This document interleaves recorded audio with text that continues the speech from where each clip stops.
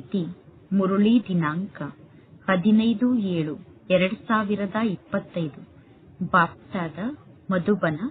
ಮಧುರ ಮಕ್ಕಳೇ, ನೀವೀಗ ಭವಿಷ್ಯದ 21 ಜನ್ಮಕ್ಕೋಸ್ಕರ ಇಲ್ಲಿ ಶಿಕ್ಷಣವನ್ನು ಕಲಿಯಬೇಕು. ಮುಳ್ಳಿನಿಂದ ಸುಗಂಧಭರಿತ ಹೂವಾಗಬೇಕು. ದೈವಿ ಗುಣಗಳನ್ನು ಧಾರಣೆ ಮಾಡಿಕೊಂಡು ಅನ್ಯರಿಗೂ ದೈವಿ ಗುಣವನ್ನು ಧಾರಣೆ ಮಾಡಿಸಬೇಕು. ಇಂದಿನ ಪ್ರಶ್ನೆಯಾಗಿದೆ, ಎಂತಹ ಮಕ್ಕಳ ಬುದ್ಧಿಯ ಬೀಗ ನಂಬರ್ ವಾರಾಗಿ ತೆರೆಯುತ್ತಾ ಹೋಗುತ್ತದೆ? ಉತ್ತರ, ಯಾರು ಶ್ರೀಮತದಂತೆ ನಡೆಯುತ್ತಾ ಇರುತ್ತಾರೋ ಮತ್ತು ಪತಿತ ಪಾವನ ತಂದೆಯನ್ನು ನೆನಪು ಮಾಡುತ್ತಿರುತ್ತಾರೋ, ಶಿಕ್ಷಣವನ್ನು ಕಲಿಸುತ್ತಿರುವಂತಹ ಪರಮಾತ್ಮ ತಂದೆಯ ಜೊತೆಗೆ ಯಾರ ಬುದ್ಧಿಯೋಗ ಜೋಡಣೆ ಆಗಿರುತ್ತದೆಯೋ ಅವರ ಬುದ್ಧಿಯ ಬೀಗ ತೆರೆಯುತ್ತಾ ಹೋಗುತ್ತದೆ. ಪರಮಾತ್ಮ ತಂದೆ ತಿಳಿಸುತ್ತಾರೆ, ಮಕ್ಕಳೇ, ಆತ್ಮರಾದ ನಾವೆಲ್ಲರೂ ಪರಸ್ಪರ ಸೋದರರಾಗಿದ್ದೇವೆ ಎಂದು ಅಭ್ಯಾಸವನ್ನು ಮಾಡಿ ಆತ್ಮ ಅಭಿಮಾನಿಯಾಗಿ ತಂದೆ ಹೇಳುವಂತಹ ಜ್ಞಾನದ ಮಾತನ್ನು ಕೇಳುತ್ತಿದ್ದೇವೆ ಎಂದು ಅಭ್ಯಾಸವನ್ನು ಮಾಡಿ ಹಾಗೂ ಅನ್ಯರಿಗೂ ಕೂಡ ಆತ್ಮ ಅಭಿಮಾನಿಯಾಗಿ ಜ್ಞಾನದ ಮಾತನ್ನು ತಿಳಿಸಿ. ಆಗ ಬುದ್ಧಿಯ ಬೀಗ ತೆರೆಯುತ್ತಾ ಹೋಗುತ್ತದೆ. ಓಂ ಶಾಂತಿ. ಪರಮಾತ್ಮ ತಂದೆ ಮಕ್ಕಳಿಗೆ ತಿಳಿಸುತ್ತಾರೆ, ಮಕ್ಕಳೇ, ಇಲ್ಲಿ ಕುಳಿತುಕೊಂಡು ಕೇವಲ ಶಿವ ತಂದೆಯನ್ನು ನೆನಪು ಮಾಡುವುದಷ್ಟೇ ಅಲ್ಲ, ತಂದೆಯನ್ನು ನೆನಪು ಮಾಡಿದರೆ ನಿಮಗೆ ಶಾಂತಿಯ ಅನುಭವ ಆಗುತ್ತದೆ. ಆದರೆ ಸುಖ ಕೂಡ ನಿಮಗೆ ಬೇಕು ತಾನೆ? ಆದ್ದರಿಂದ ನೀವು ಶಾಂತಿಯಲ್ಲೂ ಕೂಡ ಇರಬೇಕು ಮತ್ತು ಸ್ವದರ್ಶನ ಚಕ್ರಧಾರಿಯಾಗಿ ರಾಜ್ಯಧಾನಿಯನ್ನೂ ಕೂಡ ನೆನಪು ಮಾಡಬೇಕು.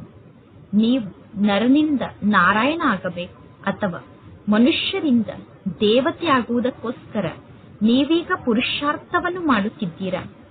ಇಲ್ಲಿ ಬಲೆ, ಯಾರಲ್ಲಿ ಎಷ್ಟಾದರೂ ದೈವಿ ಗುಣಗಳಿರಲಿ, ಕಲಿಯುಗದಲ್ಲಿ ಯಾರಲ್ಲಿ ಎಷ್ಟೇ ದೈವಿ ಗುಣ ಇದ್ದರೂ ಕೂಡ ಅವರಿಗೆ ನಾವು ದೇವತೆ ಎಂದು ಕರೆಯಲು ಸಾಧ್ಯ ಇಲ್ಲ.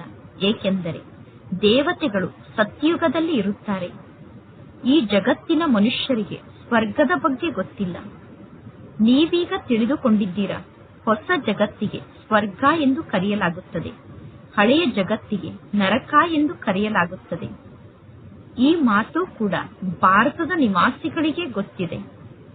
ಯಾವ ದೇವತೆಗಳು ಸತ್ಯುಗದಲ್ಲಿ ರಾಜ್ಯವನ್ನು ಆಳುತ್ತಿದ್ದರೋ ಆ ದೇವತೆಗಳ ಚಿತ್ರಗಳೂ ಕೂಡ ಭಾರತದಲ್ಲೇ ಇದೆ.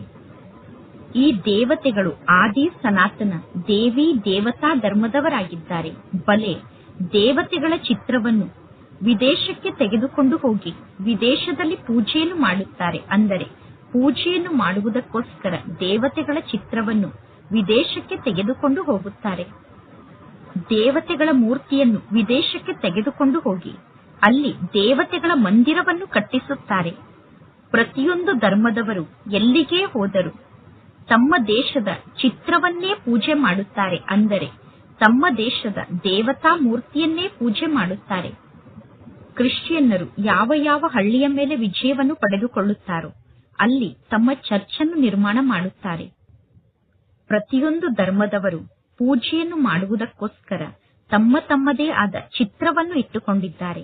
ನಾವು ದೇವಿ ದೇವತೆಗಳಾಗಿದ್ದೆವು ಎಂದು ಮೊದಲು ನಿಮಗೂ ಕೂಡ ಗೊತ್ತಿರಲಿಲ್ಲ. ನಾವೇ ಬೇರೆ, ದೇವತೆಗಳೇ ಬೇರೆ ಎಂದು ತಿಳಿದುಕೊಂಡು ನೀವು ದೇವತೆಗಳ ಪೂಜೆಯನ್ನು ಮಾಡುತ್ತಾ ಬಂದಿದ್ದೀರಾ. ಅನ್ಯ ಧರ್ಮದವರು ಕೂಡ ಪೂಜೆಯನ್ನು ಮಾಡುತ್ತಾರೆ. ತಮ್ಮ ಧರ್ಮಸ್ಥಾಪಕ ಯೇಸು ಕ್ರಿಸ್ತ ಆಗಿದ್ದಾರೆ. ನಾವು ಕ್ರಿಶ್ಚಿಯನರಾಗಿದ್ದೇವೆ ಎಂದು ಕ್ರಿಶ್ಚಿಯನ್ ಧರ್ಮದವರಿಗೆ ಗೊತ್ತಿರುತ್ತದೆ. ಅಥವಾ ನಾವು ಬೌದ್ಧಿಗಳಾಗಿದ್ದೇವೆ ಎಂದು ಬೌದ್ಧಿ ಧರ್ಮದವರಿಗೆ ಗೊತ್ತಿರುತ್ತದೆ. ಆದರೆ ಹಿಂದೂಗಳು ಮಾತ್ರ ತಮ್ಮ ಧರ್ಮವನ್ನು ಅರಿತುಕೊಳ್ಳದೇ ಇರುವ ಕಾರಣ ತಮ್ಮನ್ನು ಹಿಂದೂ ಎಂದು ಹೇಳಿಕೊಳ್ಳುತ್ತಾರೆ ಮತ್ತು ದೇವತೆಗಳನ್ನು ಪೂಜೆ ಮಾಡುತ್ತಾರೆ. ನಾವು ಆದಿ ಸನಾತನ ದೇವಿ ದೇವತಾ ಧರ್ಮದವರು ಅನ್ನುವುದು ಅವರಿಗೆ ಗೊತ್ತಿಲ್ಲ. ನಾವು ನಮ್ಮ ಹಿರಿಯರನ್ನು ಪೂಜೆ ಮಾಡುತ್ತಿದ್ದೇವೆ ಎಂದು ಹೇಳುತ್ತಾರೆ. ಕ್ರಿಶ್ಚಿಯನ್ನರು ಒಬ್ಬ ಯೇಸು ಕ್ರಿಸ್ತನ ಪೂಜೆಯನ್ನು ಮಾಡುತ್ತಾರೆ. ಆದರೆ ಭಾರತದ ನಿವಾಸಿಗಳಿಗೆ ಮಾತ್ರ ನಮ್ಮ ಧರ್ಮ ಯಾವುದು ಎಂದು ಗೊತ್ತಿಲ್ಲ ಮತ್ತು ನಮ್ಮ ಧರ್ಮವನ್ನು ಯಾರು ಸ್ಥಾಪನೆ ಮಾಡಿದರು ಹಾಗೂ ಯಾವಾಗ ಸ್ಥಾಪನೆ ಮಾಡಿದರು ಅನ್ನುವುದು ಗೊತ್ತಿಲ್ಲ. ಪರಮಾತ್ಮ ತಂದೆ ತಿಳಿಸುತ್ತಾರೆ, ಭಾರತದ ಆದಿ ಸನಾತನ ದೇವಿ ದೇವತಾ ಧರ್ಮ ಪ್ರಾಯಲೋಪ ಆದ ನಂತರ ಪುನಃ ನಾನು ಬಂದು ದೇವತಾ ಧರ್ಮವನ್ನು ಸ್ಥಾಪನೆ ಮಾಡುತ್ತೇನೆ. ಅಂದರೆ ಭಾರತದ ಆದಿ ಸನಾತನ ದೇವಿ ದೇವತಾ ಧರ್ಮ ಪ್ರಾಯಲೋಪ ಆದಾಗ ಆ ದೇವತಾ ಧರ್ಮವನ್ನು ಪುನಃ ಸ್ಥಾಪನೆ ಮಾಡಲು ನಾನು ಬರುತ್ತೇನೆ. ಈ ಜ್ಞಾನ ಈಗ ಮಕ್ಕಳ ಬುದ್ಧಿಯಲ್ಲಿ ಇದೆ. ಮೊದಲು ನಿಮಗೆ ಏನೂ ಗೊತ್ತಿರಲಿಲ್ಲ. ಯಾವುದೇ ಮಾತನ್ನು ತಿಳಿದುಕೊಳ್ಳದೆ ಭಕ್ತಿ ಮಾರ್ಗದಲ್ಲಿ ಚಿತ್ರಗಳ ಪೂಜೆಯನ್ನು ನೀವು ಮಾಡುತ್ತಿದ್ದೀರಿ. ಈಗ ನಿಮಗೆ ನಾವು ಭಕ್ತಿ ಮಾರ್ಗದಲ್ಲಿ ಇಲ್ಲ ಎನ್ನುವುದು ಗೊತ್ತಿದೆ. ಬ್ರಾಹ್ಮಣ ಕುಲಭೂಷಣರಾದ ನಿಮಗೂ ಹಾಗೂ ಶೂದ್ರ ಕುಲದವರಿಗೂ ಹಗಲು ರಾತ್ರಿಯಷ್ಟು ಅಂತರ ಇದೆ. ಅದು ಈ ಸಮಯದಲ್ಲಿ ಮಾತ್ರ ನಿಮಗೆ ಈ ಎಲ್ಲಾ ಜ್ಞಾನದ ಮಾತಿನ ಬಗ್ಗೆ ಗೊತ್ತಿದೆ. ಸತ್ಯಯುಗದಲ್ಲಿ ಈ ಜ್ಞಾನದ ಮಾತು ನಿಮಗೆ ಗೊತ್ತಿರುವುದಿಲ್ಲ. ಈ ಸಮಯದಲ್ಲಿ ನಿಮಗೆ ತಿಳುವಳಿಕೆ ಬಂದಿದೆ. ಪರಮಾತ್ಮ ತಂದೆ ಆತ್ಮರಿಗೆ ತಿಳುವಳಿಕೆಯನ್ನು ನೀಡುತ್ತಿದ್ದಾರೆ. ಹಳೆಯ ಜಗತ್ತು ಹಾಗೂ ಹೊಸ ಜಗತ್ತಿನ ಬಗ್ಗೆ ಬ್ರಾಹ್ಮಣರಾದ ನಿಮಗೆ ಮಾತ್ರ ಗೊತ್ತಿದೆ. ಹಳೆಯ ಜಗತ್ತಿನಲ್ಲಿ ಅನೇಕ ಜನ ಮನುಷ್ಯರಿದ್ದಾರೆ. ಈ ಕಲಿಯುಗದಲ್ಲಿ ಮನುಷ್ಯರು ಪರಸ್ಪರ ಎಷ್ಟೊಂದು ಹೊಡೆದಾಡುತ್ತಿರುತ್ತಾರೆ, ಜಗಳವನ್ನು ಮಾಡುತ್ತಿರುತ್ತಾರೆ. ಇದು ಮುಳ್ಳಿನ ಕಾಡಾಗಿದೆ ಅನ್ನುವುದು ನಿಮಗೆ ಗೊತ್ತಿದೆ. ನೀವೂ ಕೂಡ ಮೊದಲು ಮುಳ್ಳುಗಳಾಗಿದ್ದೀರಿ. ಈಗ ಪರಮಾತ್ಮ ತಂದೆ ನಮ್ಮನ್ನು ಹೂವನ್ನಾಗಿ ಮಾಡುತ್ತಿದ್ದಾರೆ.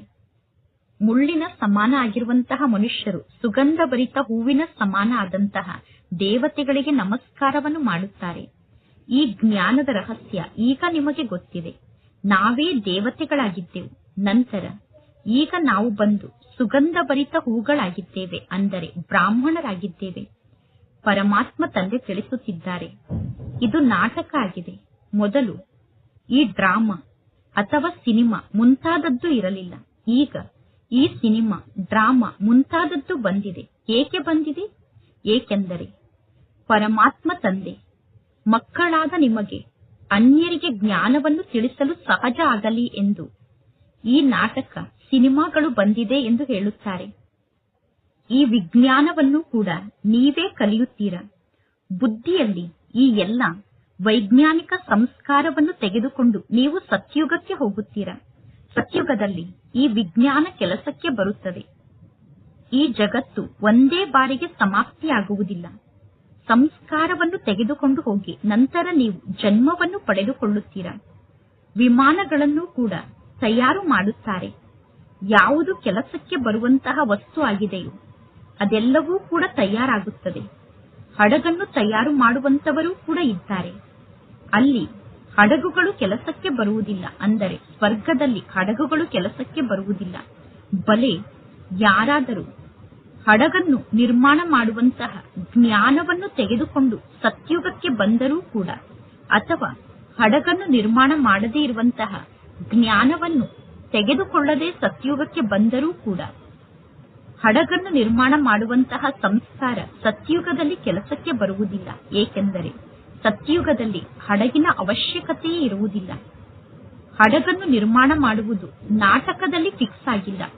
ಸತ್ಯುಗದಲ್ಲಿ ಹಡಗುಗಳನ್ನು ನಿರ್ಮಾಣ ಮಾಡುವುದು ನಾಟಕದಲ್ಲಿ ಫಿಕ್ಸ್ ಆಗಿಲ್ಲ. ಇನ್ನು ವಿಮಾನ ಮುಂತಾದದ್ದರ ಅವಶ್ಯಕತೆ ಇರುತ್ತದೆ, ಹಾಗೂ ಕರೆಂಟ್ ಮುಂತಾದದ್ದರ ಅವಶ್ಯಕತೆ ಸತ್ಯುಗದಲ್ಲಿ ಇರುತ್ತದೆ. ಆದ್ದರಿಂದ ಅಂತಹ ವಸ್ತುಗಳನ್ನು ಸಂಶೋಧನೆ ಮಾಡುತ್ತಿರುತ್ತಾರೆ.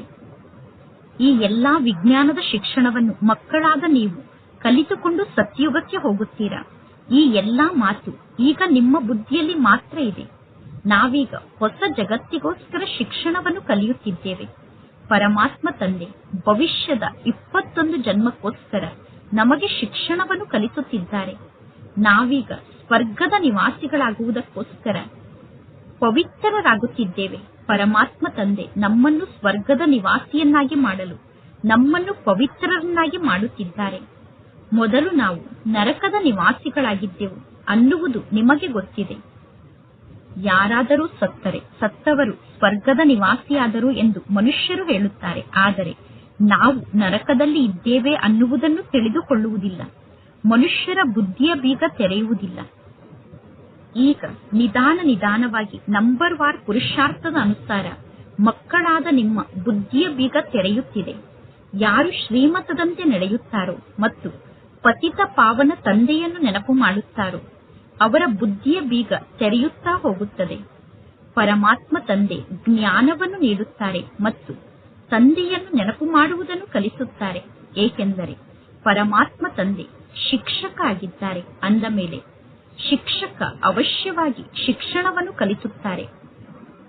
ಶಿಕ್ಷಕನ ಜೊತೆ ಎಷ್ಟು ಜಾಸ್ತಿ ನಿಮ್ಮ ಬುದ್ಧಿಯೋಗ ಜೋಡಣೆ ಆಗಿರುತ್ತದೆಯೋ ಮತ್ತು ಶಿಕ್ಷಣದ ಜೊತೆ ಎಷ್ಟು ಬುದ್ಧಿಯೋಗ ಜೋಡಣೆ ಆಗಿರುತ್ತದೆಯೋ ಅಷ್ಟು ಶ್ರೇಷ್ಠ ಪದವಿಯನ್ನು ನೀವು ಪಡೆದುಕೊಳ್ಳುತ್ತೀರಾ. ಲೌಕಿಕ ಜಗತ್ತಿನ ಶಿಕ್ಷಣದಲ್ಲೂ ಕೂಡ ಟೀಚರ್ನ ಜೊತೆಗೆ ಬುದ್ಧಿಯೋಗ ಜೋಡಣೆ ಆಗಿರುತ್ತದೆ. ಲೌಕಿಕ ಜಗತ್ತಿನ ಶಿಕ್ಷಣದಲ್ಲೂ ಕೂಡ ಯೋಗ ಅಂತೂ ಇದ್ದೇ ಇದೆ. ನಮಗೆ ವಕೀಲರು ಶಿಕ್ಷಣವನ್ನು ಕಲಿಸುತ್ತಿದ್ದಾರೆ ಎಂದು ವಿದ್ಯಾರ್ಥಿಗಳು ತಿಳಿದುಕೊಳ್ಳುತ್ತಾರೆ. ಇಲ್ಲಿ ಪರಮಾತ್ಮ ತಂದೆ ಶಿಕ್ಷಣವನ್ನು ಕಲಿಸುತ್ತಿದ್ದಾರೆ ಅನ್ನುವುದನ್ನು ಮಕ್ಕಳು ಮರೆತು ಬಿಡುತ್ತೀರಾ. ಏಕೆಂದರೆ ಇದು ಹೊಸ ಮಾತಾಗಿದೆ. ದೇಹವನ್ನು ನೆನಪು ಮಾಡುವುದು ಬಹಳ ಸಹಜ ಆಗಿದೆ. ಬಾರಿ ಬಾರಿಗೂ ದೇಹದ ನೆನಪು ಬರುತ್ತದೆ. ನಾನು ಆತ್ಮ ಆಗಿದ್ದೇನೆ ಅನ್ನುವುದನ್ನು ಮರೆತು ಬಿಡುತ್ತೀರಾ. ಆತ್ಮರಾದ ನಮಗೆ ಪರಮಾತ್ಮ ತಂದೆ ತಿಳಿಸುತ್ತಾರೆ, ಆತ್ಮರಾದ ನಾವೆಲ್ಲರೂ ಪರಸ್ಪರ ಸೋದರರಾಗಿದ್ದೇವೆ. ಪರಮಾತ್ಮ ತಂದೆಗೆ ಗೊತ್ತಿದೆ ನಾನು ಪರಮಾತ್ಮ ಆಗಿದ್ದೇನೆ, ನಾನು ಆತ್ಮರಿಗೆ ಶಿಕ್ಷಣವನ್ನು ಕಲಿಸುತ್ತಿದ್ದೇನೆ ಎಂದು. ಅದೇ ರೀತಿ ಆತ್ಮರಾದ ನೀವು ಕೂಡ ಸ್ವಯಂ ಅನ್ನು ಆತ್ಮ ಎಂದು ತಿಳಿದುಕೊಂಡು ಅನ್ಯ ಆತ್ಮರಿಗೆ ಶಿಕ್ಷಣವನ್ನು ಕಲಿಸಿ. ಆತ್ಮ ಕಿವಿಗಳ ಮೂಲಕ ಜ್ಞಾನದ ಮಾತನ್ನು ಕೇಳುತ್ತದೆ. ಜ್ಞಾನವನ್ನು ತಿಳಿಸುವಂತವರು ಪರಂಪಿತ ಪರಮಾತ್ಮ ತಂದೆ ಆಗಿದ್ದಾರೆ. ಅವರಿಗೆ ಪರಮಾತ್ಮ ಎಂದು ಕರೆಯಲಾಗುತ್ತದೆ. ನೀವು ಯಾರಿಗಾದರೂ ಜ್ಞಾನವನ್ನು ತಿಳಿಸುತ್ತಿದ್ದರೆ ಆತ್ಮನಾದ ನನ್ನಲ್ಲಿ ಈ ಜ್ಞಾನ ಇದೆ ಅನ್ನುವ ವಿಚಾರ ಬುದ್ಧಿಯಲ್ಲಿ ಇರಬೇಕು. ನಾನು ಆತ್ಮಕ್ಕೆ ಈ ಜ್ಞಾನವನ್ನು ನೀಡುತ್ತಿದ್ದೇನೆ. ಪರಮಾತ್ಮ ತಂದೆ ಹೇಳಿರುವ ಜ್ಞಾನದ ಮಾತನ್ನು ಆತ್ಮರಿಗೆ ತಿಳಿಸುತ್ತಿದ್ದೇನೆ ಅನ್ನುವ ಮಾತಿನ ಸ್ಮೃತಿ ಇರಬೇಕು. ಇದು ಸಂಪೂರ್ಣ ಹೊಸ ಮಾತಾಗಿದೆ. ನೀವು ಅನ್ಯರಿಗೆ ಜ್ಞಾನದ ಶಿಕ್ಷಣವನ್ನು ಕಲಿಸುವಾಗ ಆತ್ಮ ಅಭಿಮಾನಿಯಾಗಿ ಜ್ಞಾನದ ಶಿಕ್ಷಣವನ್ನು ಕಲಿಸುವುದಿಲ್ಲ. ಆತ್ಮ ಅಭಿಮಾನಿ ಸ್ಥಿತಿಯಲ್ಲಿ ಸ್ಥಿತ ಆಗುವುದನ್ನು ಮರೆತು ಬಿಡುತ್ತೀರಾ. ಆತ್ಮ ಅಭಿಮಾನಿಯಾಗುವುದೇ ನಿಮ್ಮ ಉನ್ನತ ಗುರಿಯಾಗಿದೆ. ಬುದ್ಧಿಯಲ್ಲಿ ಸದಾ ಈ ಮಾತಿನ ಸ್ಮೃತಿ ಇರಬೇಕು. ನಾನು ಆತ್ಮನಾಗಿದ್ದೇನೆ. ಆತ್ಮನಾದ ನಾನು ಅವಿನಾಶಿ ಆತ್ಮನಾಗಿದ್ದೇನೆ. ಆತ್ಮನಾದ ನಾನು ಈ ಕರ್ಮೇಂದ್ರಿಯದ ಮೂಲಕ ಪಾತ್ರವನ್ನು ಅಭಿನಯ ಮಾಡುತ್ತಿದ್ದೇನೆ. ಆತ್ಮರಾದ ನಾವು ಮೊದಲು ಶೂದ್ರ ಕುಲದಲ್ಲಿ ಇದ್ದೆವು, ಈಗ ಬ್ರಾಹ್ಮಣ ಕುಲದಲ್ಲಿ ಇದ್ದೇವೆ. ನಂತರ ನಾವೇ ದೇವತಾ ಕುಲದಲ್ಲಿ ಬರುತ್ತೇವೆ. ಅಲ್ಲಿ ಪವಿತ್ರ ಶರೀರ ನಮಗೆ ಸಿಗುತ್ತದೆ. ಅಂದರೆ ಸತ್ಯಯುಗದಲ್ಲಿ ನಮಗೆ ಪವಿತ್ರ ಶರೀರ ಸಿಗುತ್ತದೆ. ಆತ್ಮರಾದ ನಾವು ಪರಸ್ಪರ ಸಹೋದರರಾಗಿದ್ದೇವೆ. ಪರಮಾತ್ಮ ತಂದೆ ಮಕ್ಕಳಿಗೆ ಜ್ಞಾನದ ಶಿಕ್ಷಣವನ್ನು ಕಲಿಸುತ್ತಾರೆ. ನಂತರ ಮಕ್ಕಳಾದ ನೀವು ಅನ್ಯರಿಗೆ ಜ್ಞಾನದ ಶಿಕ್ಷಣವನ್ನು ಕಲಿಸುತ್ತೀರಾ. ಮಕ್ಕಳಾದ ನೀವು ಹೇಳುತ್ತೀರಾ, ಆತ್ಮರಾದ ನಾವು ಪರಸ್ಪರ ಸಹೋದರರಾಗಿದ್ದೇವೆ. ನಾವು ನಮ್ಮ ಸಹೋದರರಿಗೆ ಜ್ಞಾನದ ಶಿಕ್ಷಣವನ್ನು ಕಲಿಸುತ್ತಿದ್ದೇವೆ. ಆತ್ಮರಿಗೆ ಜ್ಞಾನದ ಶಿಕ್ಷಣವನ್ನು ಕಲಿಸಬೇಕಾಗುತ್ತದೆ. ಆತ್ಮವೇ ಶರೀರದ ಮೂಲಕ ಜ್ಞಾನದ ಮಾತನ್ನು ಕೇಳಿಸಿಕೊಳ್ಳುತ್ತದೆ. ಇದೆಲ್ಲ ಬಹಳಷ್ಟು ಸೂಕ್ಷ್ಮವಾದ ಮಾತಾಗಿದೆ. ಈ ಜ್ಞಾನದ ಮಾತಿನ ಸ್ಮೃತಿ ಮಕ್ಕಳಿಗೆ ಇರುವುದೇ ಇಲ್ಲ. ಅರ್ಧ ಕಲ್ಪ ನೀವು ದೇಹಾಭಿಮಾನಕ್ಕೆ ವಶ ಆಗಿದ್ದೀರಿ. ಈ ಸಮಯದಲ್ಲಿ ನೀವು ಆತ್ಮ ಅಭಿಮಾನಿಗಳಾಗಿರಬೇಕು. ತಮ್ಮನ್ನು ತಾವು ಆತ್ಮ ಎಂದು ನಿಶ್ಚಯ ಮಾಡಿಕೊಳ್ಳಿ. ಸ್ವಯಂ ಅನ್ನು ಆತ್ಮ ಎಂದು ನಿಶ್ಚಯ ಮಾಡಿಕೊಂಡು ಕುಳಿತುಕೊಳ್ಳಿ. ಆತ್ಮ ಎಂದು ನಿಶ್ಚಯ ಮಾಡಿಕೊಂಡು ಜ್ಞಾನದ ಮಾತನ್ನು ಕೇಳಿಸಿಕೊಳ್ಳಿ. ಪರಂಪಿತ ಪರಮಾತ್ಮ ತಂದೆ ನಮಗೆ ಜ್ಞಾನವನ್ನು ತಿಳಿಸುತ್ತಿದ್ದಾರೆ. ಆತ್ಮ ಪರಮಾತ್ಮ ತಂದೆಯಿಂದ ಅಗಲಿ ಬಹಳ ಸಮಯ ಆಗಿತ್ತು ಎಂದು ಗಾಯನವನ್ನು ಮಾಡುತ್ತಾರೆ. ಪರಮಧಾಮದಲ್ಲಿ ಪರಮಾತ್ಮ ತಂದೆ ಜ್ಞಾನದ ಶಿಕ್ಷಣವನ್ನು ಕಲಿಸುವುದಿಲ್ಲ. ಪರಮಾತ್ಮ ತಂದೆ ಈ ಸಾಕಾರ ಜಗತ್ತಿಗೆ ಬಂದು ಜ್ಞಾನದ ಶಿಕ್ಷಣವನ್ನು ಕಲಿಸುತ್ತಾರೆ. ನಾವೆಲ್ಲರೂ ಆತ್ಮರಾಗಿದ್ದೇವೆ. ಆತ್ಮರಾದ ನಾವು ನಮ್ಮ ಶರೀರದಲ್ಲಿ ಇದ್ದೇವೆ. ಆತ್ಮರಾದ ನಮಗೆ ನಮ್ಮದೇ ಆದ ಶರೀರ ಇದೆ. ಪರಮಾತ್ಮ ತಂದೆ ಪರಮಾತ್ಮ ಆಗಿದ್ದಾರೆ. ಅವರಿಗೆ ತಮ್ಮದೇ ಆದ ಶರೀರ ಇಲ್ಲ. ಪರಮಾತ್ಮ ತಂದೆ ಹೆಸರು ಶಿವ ಆಗಿದೆ. ಈ ಶರೀರ ನನ್ನ ಶರೀರ ಅಲ್ಲ. ನಾನು ಪರಮಾತ್ಮ ಆಗಿದ್ದೇನೆ. ನನ್ನ ಮಹಿಮೆಯೇ ಬೇರೆ ಆಗಿದೆ ಎಂದು ತಂದೆ ತಿಳಿಸುತ್ತಾರೆ. ಪರಮಾತ್ಮ ತಂದೆಯ ಮಹಿಮೆಯೇ ಬೇರೆ ಆಗಿದೆ. ಪ್ರತಿಯೊಬ್ಬರ ಮಹಿಮೆ ಬೇರೆ ಆಗಿದೆ ಎಂದು ತಂದೆಗೆ ಗೊತ್ತಿದೆ. ಪರಂಪಿತ ಪರಮಾತ್ಮ ತಂದೆ ಬ್ರಹ್ಮನ ಮೂಲಕ ಸ್ಥಾಪನೆಯ ಕಾರ್ಯವನ್ನು ಮಾಡುತ್ತಾರೆ ಎಂದು ಗಾಯನ ಇದೆ ತಾನೆ. ಪರಮಾತ್ಮ ತಂದೆ ಜ್ಞಾನದ ಸಾಗರ ಆಗಿದ್ದಾರೆ. ಮನುಷ್ಯ ಸೃಷ್ಟಿಯ ಬೀಜ ರೂಪ ಆಗಿದ್ದಾರೆ. ಪರಮಾತ್ಮ ತಂದೆ ಸತ್ಯ ಆಗಿದ್ದಾರೆ, ಚೈತನ್ಯ ಆಗಿದ್ದಾರೆ, ಆನಂದದ ಸಾಗರ ಆಗಿದ್ದಾರೆ, ಸುಖ ಮತ್ತು ಶಾಂತಿಯ ಸಾಗರ ಆಗಿದ್ದಾರೆ. ಇದು ಪರಮಾತ್ಮ ತಂದೆಯ ಮಹಿಮೆ ಆಗಿದೆ. ಮಕ್ಕಳಿಗೆ ತಂದೆಯ ಸಂಪತ್ತಿನ ಬಗ್ಗೆ ಗೊತ್ತಿರುತ್ತದೆ. ನಮ್ಮ ಲೌಕಿಕ ತಂದೆಯ ಬಳಿ ಇಷ್ಟು ಫ್ಯಾಕ್ಟರಿ ಇದೆ, ಇಷ್ಟು ಮಿಲ್ ಇದೆ ಎಂದು ಮಕ್ಕಳಿಗೆ ನಶೆ ಇರುತ್ತದೆ. ಮಗುವೇ ತಂದೆಯ ಆಸ್ತಿಗೆ ಮಾಲೀಕ ಆಗಿರುತ್ತದೆ. ಮಕ್ಕಳೇ ತಂದೆಯ ಆಸ್ತಿಗೆ ಮಾಲೀಕರಾಗಿರುತ್ತಾರೆ. ಈ ಆಸ್ತಿ ಒಮ್ಮೆ ಮಾತ್ರ ಇಲ್ಲಿ ನಿಮಗೆ ಸಿಗುತ್ತದೆ. ಪರಮಾತ್ಮ ತಂದೆಯ ಬಳಿ ಯಾವ ಆಸ್ತಿ ಇದೆ ಅನ್ನುವುದನ್ನು ತಂದೆಯ ಮೂಲಕ ನೀವು ಕೇಳಿದ್ದೀರಾ. ಆತ್ಮರಾದ ನೀವು ಅಮರ ಆತ್ಮರಾಗಿದ್ದೀರಾ. ಎಂದೂ ನಿಮಗೆ ಮೃತ್ಯು ಬರಲು ಸಾಧ್ಯ ಇಲ್ಲ. ನೀವು ಪ್ರೇಮದ ಸಾಗರ ಆಗುತ್ತೀರಾ. ಈ ಲಕ್ಷ್ಮೀ ನಾರಾಯಣರು ಕೂಡ ಪ್ರೇಮದ ಸಾಗರರಾಗಿದ್ದಾರೆ. ಲಕ್ಷ್ಮೀ ನಾರಾಯಣರು ಎಂದೂ ಪರಸ್ಪರ ಜಗಳವನ್ನು ಮಾಡುವುದಿಲ್ಲ. ಈ ಕಲಿಯುಗದಲ್ಲಿ ಜನ ಬಹಳಷ್ಟು ಜಗಳವನ್ನು ಮಾಡುತ್ತಾರೆ. ಪ್ರೇಮದಲ್ಲೂ ಕೂಡ ಇಲ್ಲಿ ದುಃಖ ಇದೆ. ಕಲಿಯುಗದಲ್ಲಿ ಪ್ರೀತಿಯಲ್ಲೂ ಕೂಡ ದುಃಖ ಇದೆ. ಪರಮಾತ್ಮ ತಂದೆ ಬಂದು ವಿಕಾರವನ್ನು ನಿಲ್ಲಿಸುತ್ತಾರೆ. ಆಗ ಎಷ್ಟೊಂದು ಪೆಟ್ಟನ್ನು ತಿನ್ನಬೇಕಾಗುತ್ತದೆ. ಪರಮಾತ್ಮ ತಂದೆ ತಿಳಿಸುತ್ತಾರೆ, ಮಕ್ಕಳೇ ನೀವೀಗ ಪಾವನ ಆಗಿ. ಆಗ ನೀವು ಪಾವನ ಜಗತ್ತಿಗೆ ಮಾಲೀಕರಾಗುತ್ತೀರಾ. ಕಾಮ ವಿಕಾರ ಮಹಾಶತ್ರು ಆಗಿದೆ. ಆದ್ದರಿಂದ ಪರಮಾತ್ಮ ತಂದೆಯ ಬಳಿ ನೀವು ಬಂದಾಗ ತಂದೆ ಹೇಳುತ್ತಾರೆ, ನೀವು ಮಧುಬನಕ್ಕೆ ತಂದೆಯನ್ನು ಮಿಲನ ಮಾಡಲು ಬಂದಾಗ ತಂದೆ ತಿಳಿಸುತ್ತಾರೆ, ಇಲ್ಲಿಯವರೆಗೂ ನೀವು ಎಷ್ಟೆಲ್ಲಾ ವಿಕರ್ಮವನ್ನು ಮಾಡಿದ್ದೀರೋ ಆ ವಿಕರ್ಮದ ಬಗ್ಗೆ ತಂದೆಗೆ ತಿಳಿಸಿ. ಆಗ ನಿಮ್ಮ ಮನಸ್ಸು ಹಗುರ ಆಗುತ್ತದೆ. ವಿಕಾರದಲ್ಲೂ ಕೂಡ ಮುಖ್ಯ ವಿಕಾರದ ಮಾತಿನ ಬಗ್ಗೆ ತಂದೆ ತಿಳಿಸುತ್ತಿದ್ದಾರೆ. ತಂದೆ ಮಕ್ಕಳ ಕಲ್ಯಾಣಕ್ಕೋಸ್ಕರ ಮಕ್ಕಳನ್ನು ಕೇಳುತ್ತಾರೆ, ಹೇ ಪತಿತ ಪಾವನ ಬನ್ನಿ ಎಂದು ತಂದೆಗೆ ನೀವು ಹೇಳುತ್ತೀರಾ. ಏಕೆಂದರೆ ವಿಕಾರಕ್ಕೆ ವಶ ಆಗಿರುವ ಕಾರಣ ನೀವೆಲ್ಲರೂ ಪತಿತರಾಗಿದ್ದೀರಾ. ವಿಕಾರಕ್ಕೆ ವಶ ಆಗುವಂತವರಿಗೆ ಪತಿತರು ಎಂದು ಕರೆಯಲಾಗುತ್ತದೆ. ಈ ಜಗತ್ತು ಪತಿತ ಜಗತ್ತಾಗಿದೆ. ಇಲ್ಲಿರುವ ಎಲ್ಲಾ ಮನುಷ್ಯರೂ ಪತಿತರಾಗಿದ್ದಾರೆ. ಪಂಚತತ್ವ ಕೂಡ ಪತಿತ ಆಗಿದೆ. ಸತ್ಯಯುಗದಲ್ಲಿ ನಿಮಗೋಸ್ಕರ ಪಂಚತತ್ವ ಕೂಡ ಪವಿತ್ರವಾಗಿರುತ್ತದೆ. ಈ ಅಸುರಿ ಭೂಮಿಯಲ್ಲಿ ದೇವತೆಗಳ ನೆರಳೂ ಕೂಡ ಬೀಳುವುದಿಲ್ಲ. ಲಕ್ಷ್ಮಿಯನ್ನು ಜಗತ್ತಿನ ಜನ ಆಹ್ವಾನ ಮಾಡುತ್ತಾರೆ. ಆದರೆ ಲಕ್ಷ್ಮಿ ಈ ಕಲಿಯುಗಕ್ಕೆ ಹೇಗೆ ಬರಲು ಸಾಧ್ಯ? ಒಂದು ವೇಳೆ ಲಕ್ಷ್ಮಿ ಸೃಷ್ಟಿಗೆ ಬರಬೇಕು ಅಂದರೆ ಈ ಪಂಚತತ್ವ ಬದಲಾಗಬೇಕು. ಸತ್ಯುಗ ಹೊಸ ಜಗತ್ತಾಗಿದೆ. ಈ ಕಲಿಯುಗ ಹಳೆಯ ಜಗತ್ತಾಗಿದೆ. ಈ ಕಲಿಯುಗ ಸಮಾಪ್ತಿಯಾಗುವ ಸಮಯ ಬಂದಿದೆ. ಈಗ ಇದು ಕಲಿಯುಗದ ಸಮಾಪ್ತಿಯ ಸಮಯ ಆಗಿದೆ. ಇನ್ನು 40,000 ವರ್ಷದವರೆಗೂ ಈ ಜಗತ್ತು ಇರುತ್ತದೆ ಎಂದು ಮನುಷ್ಯರು ತಿಳಿದುಕೊಂಡಿದ್ದಾರೆ. ಅರೆ, ಕಲ್ಪದ ಆಯಸ್ಸು 5,000 ವರ್ಷ ಆಗಿದೆ. ಅಂದ ಮೇಲೆ ಕೇವಲ ಕಲಿಯುಗ 40,000 ವರ್ಷದವರೆಗೂ ಹೇಗೆ ಇರಲು ಸಾಧ್ಯ?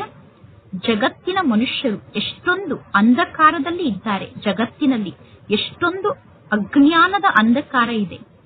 ಜ್ಞಾನ ಯಾರ ಬಳಿಯೂ ಇಲ್ಲ. ಭಕ್ತಿ ಬ್ರಾಹ್ಮಣರಾದ ನಿಮಗೆ ರಾತ್ರಿಯಾಗಿದೆ. ಜ್ಞಾನ ಬ್ರಹ್ಮನ ಹಗಲು ಹಾಗೂ ಬ್ರಾಹ್ಮಣರಿಗೆ ಹಗಲಾಗಿದೆ. ಈಗ ಇದು ಪ್ರತ್ಯಕ್ಷದಲ್ಲಿ ನಡೆಯುತ್ತಿದೆ. ಏಣಿಯ ಚಿತ್ರದಲ್ಲಿ ಈ ಎಲ್ಲಾ ಮಾತನ್ನು ಸ್ಪಷ್ಟವಾಗಿ ತೋರಿಸಲಾಗಿದೆ. ಹೊಸ ಜಗತ್ತು ಅರ್ಧ ಸಮಯ ಇರುತ್ತದೆ, ಹಳೆಯ ಜಗತ್ತು ಅರ್ಧ ಸಮಯ ಇರುತ್ತದೆ ಎಂದು ನೀವು ಹೇಳಬಹುದು. ಹೊಸ ಜಗತ್ತು ಜಾಸ್ತಿ ಸಮಯ ಇರುತ್ತದೆ, ಹಳೆಯ ಜಗತ್ತು ಕಡಿಮೆ ಸಮಯ ಇರುತ್ತದೆ ಎಂದು ಹೇಳಲು ಸಾಧ್ಯ ಇಲ್ಲ. ಏಕೆಂದರೆ ಹೊಸ ಜಗತ್ತು ಮತ್ತು ಹಳೆಯ ಜಗತ್ತು ಅರ್ಧ ಅರ್ಧ ಭಾಗದಲ್ಲಿ ಇರುತ್ತದೆ. ಅಂದರೆ ಅರ್ಧ ಸಮಯ ಹೊಸ ಜಗತ್ತು, ಅರ್ಧ ಸಮಯ ಹಳೆಯ ಜಗತ್ತು ಇರುತ್ತದೆ. ಆದ್ದರಿಂದ ನೀವು ಕಾಲು ಭಾಗವನ್ನು ಮಾಡಿ ತೋರಿಸಬಹುದು. ಒಂದು ವೇಳೆ ಅರ್ಧ ಭಾಗ ಇಲ್ಲದೆ ಇದ್ದಿದ್ದರೆ ಕಾಲು ಭಾಗವನ್ನೂ ಕೂಡ ಮಾಡಲು ಸಾಧ್ಯ ಆಗುತ್ತಿರಲಿಲ್ಲ. ಸ್ವಸ್ತಿಕ್ನ ಚಿತ್ರದಲ್ಲಿ 4 ಭಾಗವನ್ನು ಮಾಡಿದ್ದಾರೆ. ನಾವು ಗಣೇಶನ ಚಿತ್ರವನ್ನು ಬರೆಯುತ್ತೇವೆ ಎಂದು ಹೇಳುತ್ತಾರೆ. ಈಗ ಮಕ್ಕಳಿಗೆ ಗೊತ್ತಿದೆ, ಹಳೆಯ ಜಗತ್ತು ಅವಶ್ಯವಾಗಿ ವಿನಾಶ ಆಗುತ್ತದೆ. ನಾವು ಹೊಸ ಜಗತ್ತಿಗೋಸ್ಕರ ಶಿಕ್ಷಣವನ್ನು ಕಲಿಯುತ್ತಿದ್ದೇವೆ. ಹೊಸ ಜಗತ್ತಿನಲ್ಲಿ ನಾವು ನರನಿಂದ ನಾರಾಯಣ ಆಗುತ್ತೇವೆ. ಶ್ರೀಕೃಷ್ಣ ಕೂಡ ಹೊಸ ಜಗತ್ತಿನ ನಿವಾಸಿಯಾಗಿದ್ದಾರೆ. ಕೃಷ್ಣನ ಬಗ್ಗೆ ಗಾಯನ ಕೂಡ ಇದೆ. ಶ್ರೀಕೃಷ್ಣನಿಗೆ ಮಹಾತ್ಮ ಎಂದು ಕರೆಯುತ್ತಾರೆ. ಏಕೆಂದರೆ ಶ್ರೀಕೃಷ್ಣ ಸಣ್ಣ ಮಗು ಆಗಿದ್ದಾರೆ. ಚಿಕ್ಕ ಮಕ್ಕಳು ಎಲ್ಲರಿಗೂ ಪ್ರಿಯ ಆಗಿರುತ್ತಾರೆ. ಕಿರಿಯರನ್ನು ಪ್ರೀತಿ ಮಾಡಿದಷ್ಟು ಹಿರಿಯರನ್ನು ಪ್ರೀತಿ ಮಾಡುವುದಿಲ್ಲ. ಅಂದರೆ ಸಣ್ಣ ಮಕ್ಕಳನ್ನು ಎಷ್ಟು ಪ್ರೀತಿ ಮಾಡುತ್ತಾರೋ ಅಷ್ಟು ದೊಡ್ಡವರನ್ನು ಪ್ರೀತಿ ಮಾಡುವುದಿಲ್ಲ. ಏಕೆಂದರೆ ಸಣ್ಣ ಮಗುವಿನ ಸ್ಥಿತಿ ಅಂದರೆ ಸತೋ ಪ್ರಧಾನ ಸ್ಥಿತಿಯಾಗಿದೆ. ಸಣ್ಣ ಮಕ್ಕಳಲ್ಲಿ ವಿಕಾರದ ದುರ್ಗಂಧ ಇರುವುದಿಲ್ಲ. ದೊಡ್ಡವರಾದಾಗ ವಿಕಾರದ ದುರ್ಗಂಧ ಇರುತ್ತದೆ. ಮಕ್ಕಳಿಗೆ ಎಂದು ಕೆಟ್ಟ ದೃಷ್ಟಿಯ ಬಗ್ಗೆ ಗೊತ್ತಿರುವುದಿಲ್ಲ. ಮಕ್ಕಳ ದೃಷ್ಟಿ ಎಂದೂ ಅಪವಿತ್ರ ದೃಷ್ಟಿ ಅಥವಾ ಕುದೃಷ್ಟಿ ಆಗಲು ಸಾಧ್ಯ ಇಲ್ಲ. ಈ ಕಣ್ಣುಗಳೇ ಮೋಸವನ್ನು ಮಾಡುತ್ತದೆ. ಆದ್ದರಿಂದ ಕಥೆಯಲ್ಲಿ ಕಣ್ಣನ್ನು ತೆಗೆದರು ಎಂದು ಹೇಳುತ್ತಾರೆ. ಆದರೆ ಈ ಜ್ಞಾನ ಮಾರ್ಗದಲ್ಲಿ ಅಂತಹ ಯಾವ ಮಾತು ಇಲ್ಲ. ಯಾರು ಈ ರೀತಿ ಕಣ್ಣನ್ನು ಕಿತ್ತು ತೆಗೆದಿಡಲು ಸಾಧ್ಯ ಇಲ್ಲ. ಈ ಸಮಯದಲ್ಲಿ ಪರಮಾತ್ಮ ತಂದೆ ಎಲ್ಲಾ ಜ್ಞಾನದ ಮಾತನ್ನು ನಮಗೆ ತಿಳಿಸುತ್ತಿದ್ದಾರೆ. ನಿಮಗೆ ಜ್ಞಾನದ ಮೂರನೇ ನೇತ್ರ ಸಿಕ್ಕಿದೆ. ಆತ್ಮಕ್ಕೆ ಆಧ್ಯಾತ್ಮಿಕ ಜ್ಞಾನ ಸಿಗುತ್ತಿದೆ. ಆತ್ಮದಲ್ಲೇ ಜ್ಞಾನ ಇದೆ. ನನ್ನಲ್ಲಿ ಜ್ಞಾನ ಇದೆ ಎಂದು ಪರಮಾತ್ಮ ತಂದೆ ಹೇಳುತ್ತಾರೆ. ಆತ್ಮಕ್ಕೆ ನಿರ್ಲೇಪ ಎಂದು ಕರೆಯಲು ಸಾಧ್ಯ ಇಲ್ಲ. ಆತ್ಮವೇ ಒಂದು ಶರೀರವನ್ನು ತ್ಯಾಗ ಮಾಡಿ ಇನ್ನೊಂದು ಶರೀರವನ್ನು ಧಾರಣೆ ಮಾಡಿಕೊಳ್ಳುತ್ತದೆ. ಆತ್ಮನಾದ ನಾನು ಅವಿನಾಶಿ ಆತ್ಮನಾಗಿದ್ದೇನೆ.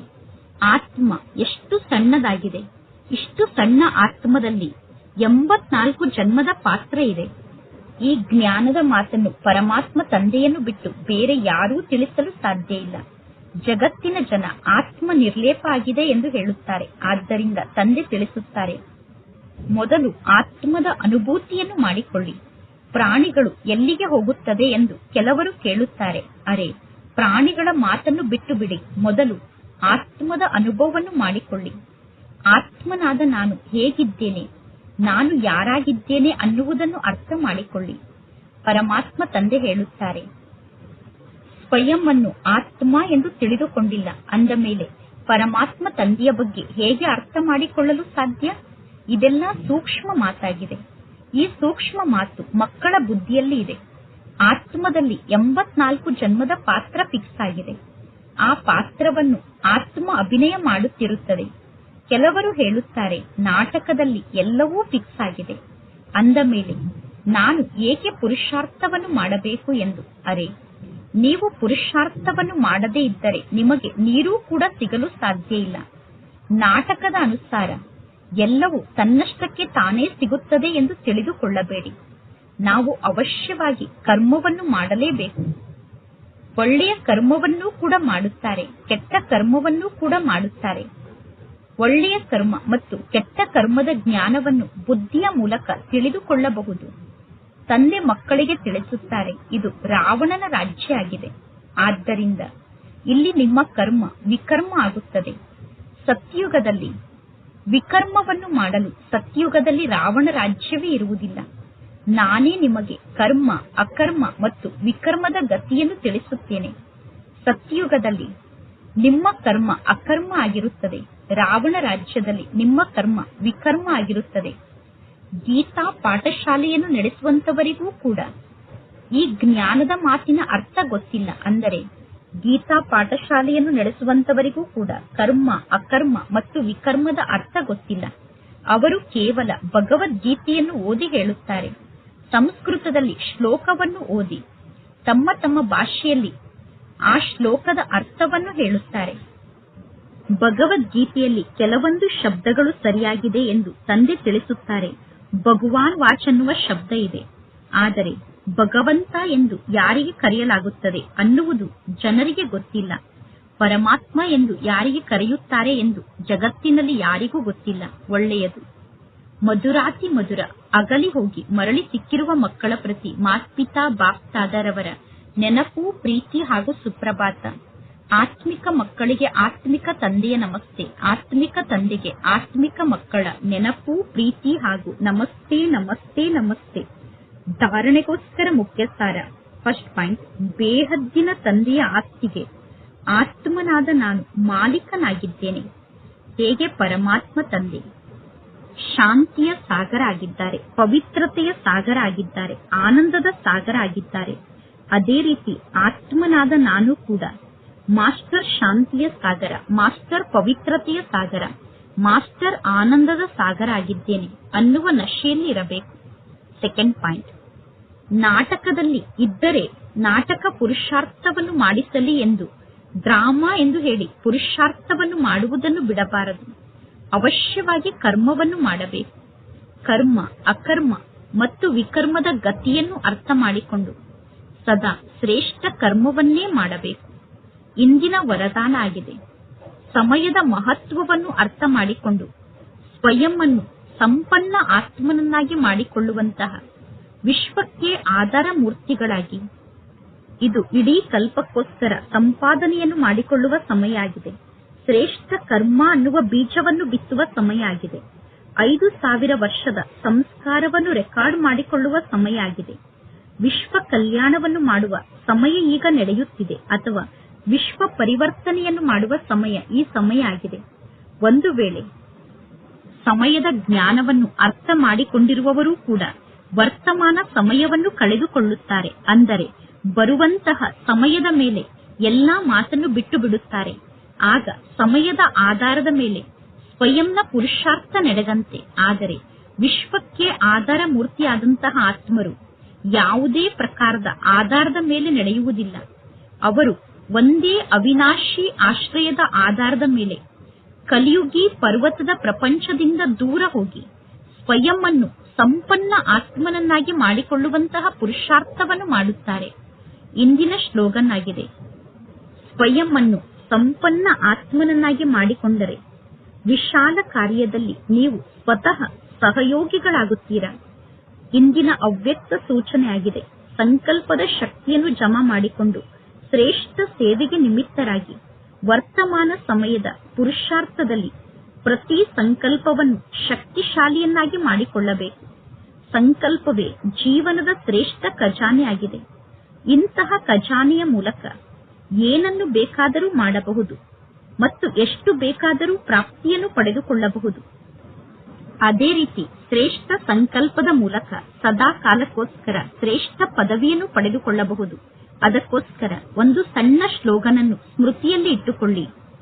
ಯೋಚಿಸಿ ತಿಳಿದುಕೊಂಡು ಕರ್ಮವನ್ನು ಮಾಡಬೇಕು ಮತ್ತು ಯೋಚಿಸಿ ಅರ್ಥ ಮಾಡಿಕೊಂಡು ಮಾತನಾಡಬೇಕು. ಆಗ ಸದಾ ಕಾಲಕ್ಕೋಸ್ಕರ ಜೀವನವನ್ನು ಶ್ರೇಷ್ಠವಾಗಿ ರೂಪಿಸಿಕೊಳ್ಳಬಹುದು. ಒಳ್ಳೆಯದು. ಓಂ ಶಾಂತಿ.